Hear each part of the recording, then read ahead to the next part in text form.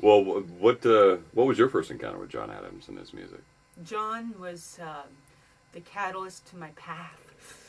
Um, when I was pregnant with Lucas, I decided I had played a lot of Bartok and Berg and things inching up into the 21st century new music, and I thought, now I got to really have a project because I was performing a little less, not a lot less, but definitely a bit less, and I needed something that was just gonna completely distract me from the realities of every day and just give me a mission that was in my control. So I really dove into it then, and it turned out to be kind of life-changing in terms of my personal life. It was an explosion. I mean, just an inspirational experience to finally get close to a real composer, a living composer. And in my training in Curtis, it was very traditional, and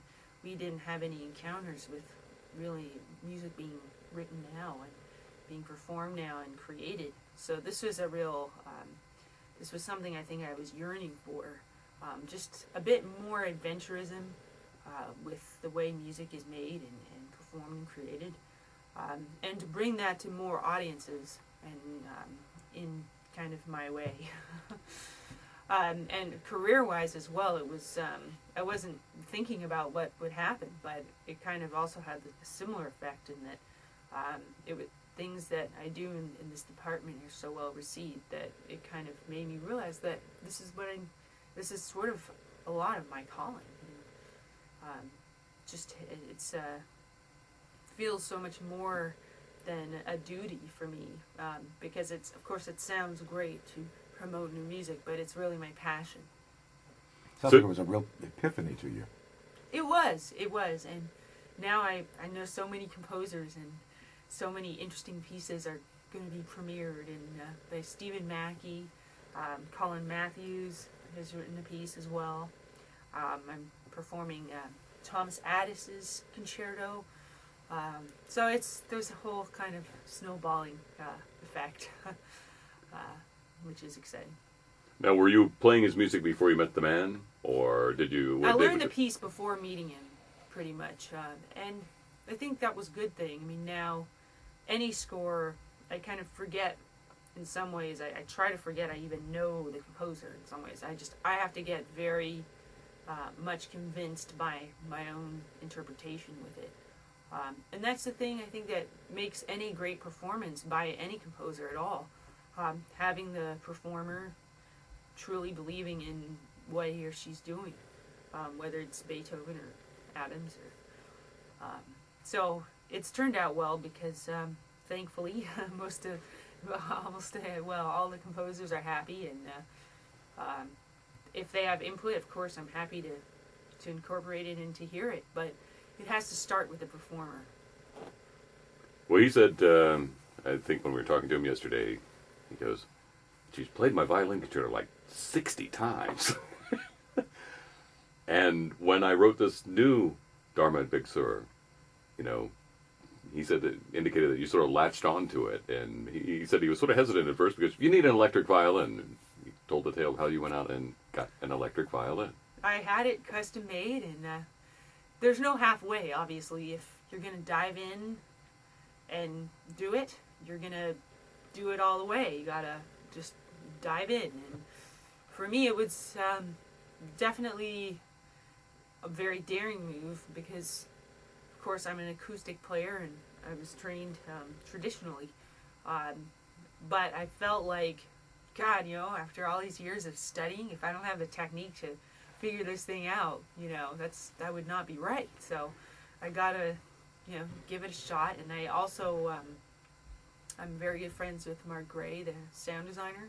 So I also had extra confidence that I wouldn't just be like all alone up there trying to figure out everything.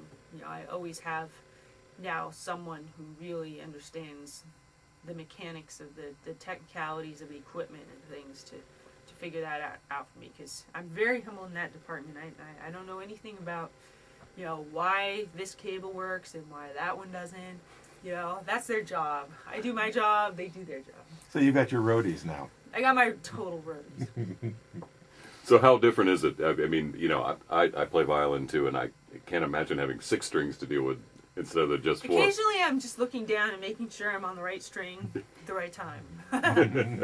It's a real departure, and I think it's a risk, and it's really paid off. I'm so happy with just taking that risk. But that's a lot about what this art is about. I mean, the safety nets of what everyone is used to, whether it's a performer or a listener.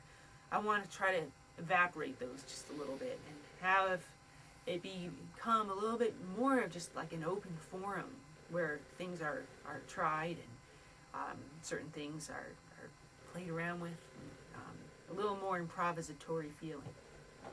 So you play anything else on your electric violin beyond Dharma and Big Sur? Do you fool Not around, yet. noodle I mean, around? I play, fancy guitar solos now and then just to crack everybody up because I'm a big rock and roll fan. So yeah. Little Jimi Hendrix. All I Sunday. need is on my lower C and F strings. Bum, bum, bum, all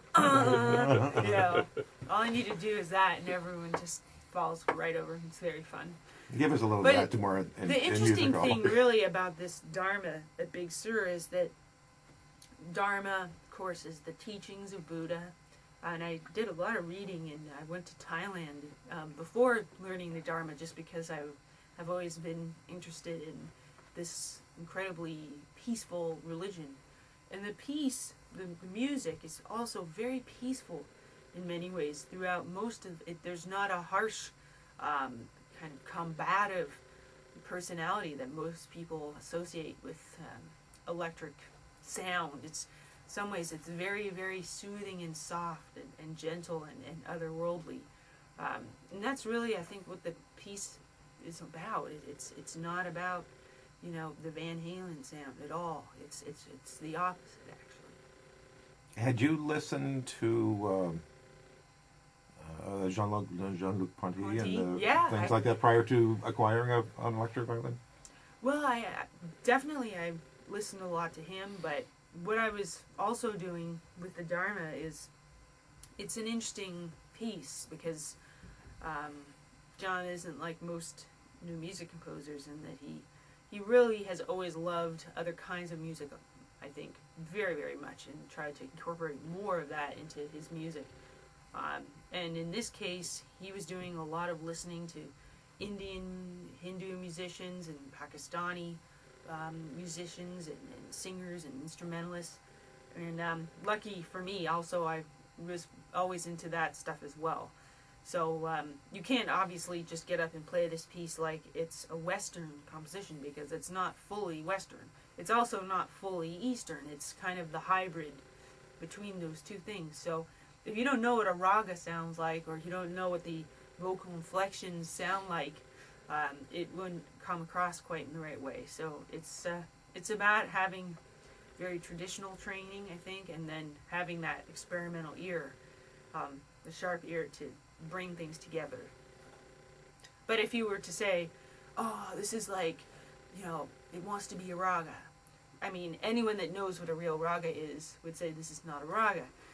So you have to understand, everyone has to understand it's really in between the two. And it's about kind of walking the line between these two things.